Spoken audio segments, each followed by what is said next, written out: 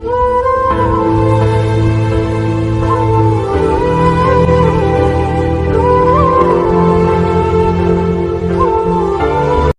पर 10, 20, 50, 100 रुपया कमा के अपना बाल बच्चा को जीवन गुजार रहा है। तरीका की किताब साथ छूट करके जीवन को किसी तरह से हम गुजार रहे हैं। ये विकलांग है, इनके घर परिवार का पूरा खर्चा इसी से चलता है। ये देख लीजिए।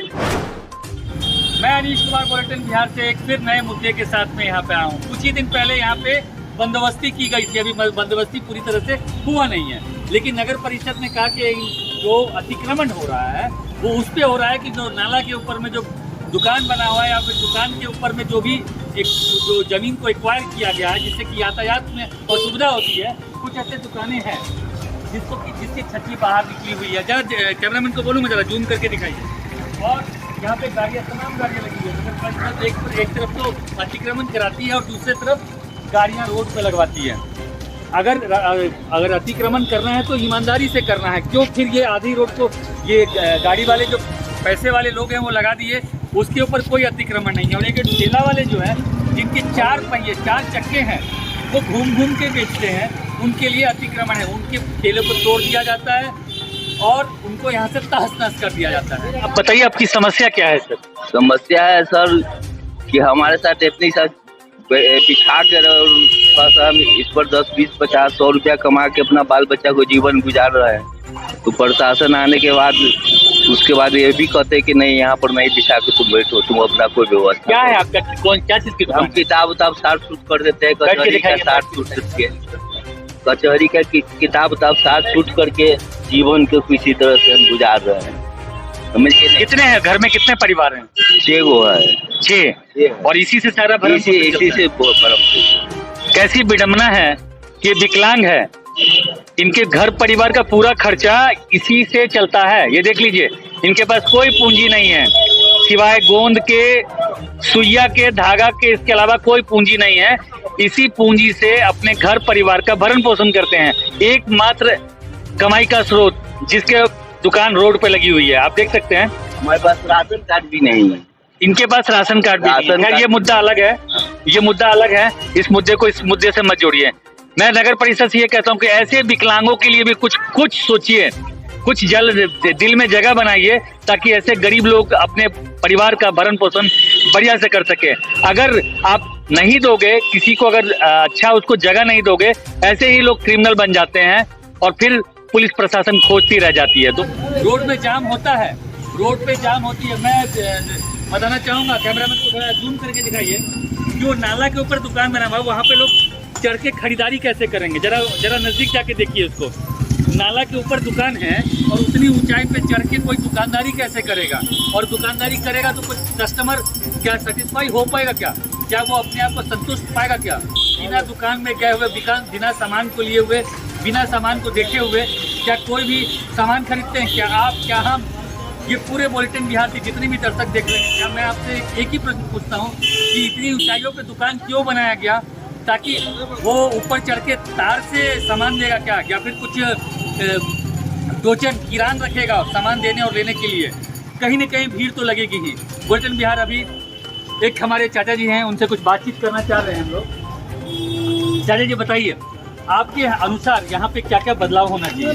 देखिए, अगर सही मायने में अतिक्रमण की बात की जाए तो नगर परिषद से लेकर जो स्थानीय प्रशासन है वो एज पर एक्ट अतिक्रमण को समझ नहीं पा रहा है या समझने की कोशिश नहीं कर रहा है। अभी जो अतिक्रमण मुक्ति अभियान चलाई जा रही है वो in the I of law गलत है। नाले के ऊपर जो अस्थायी निर्माण है हटाना उसको चाहिए। नाले के बाहर जो अस्थायी ठेला वेंडर हैं या जो लोग चलते हैं, ये लोग भ्रमणशील विक्रेता हैं। जायज बात है कि भ्रमणशील विक्रेता है तो रोड में रहेगा ही रहेगा।